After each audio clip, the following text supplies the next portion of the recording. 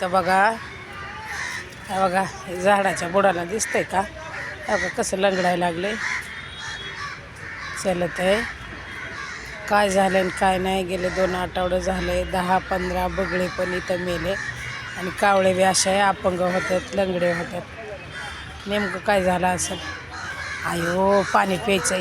थांब थांब थांब रे दादा तुला पाणी देते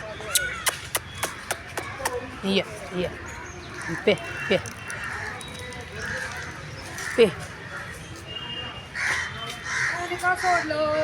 अहो ते कावळा पाणी प्यायला व हा पाणी पे का काही अशा अपंग होत्यात पाणी पे काय झालंय माहीत नाही पक्ष्यांवरती सुद्धा एक प्रकारचा आजार आलाय असं मला वाटतंय नेमकंच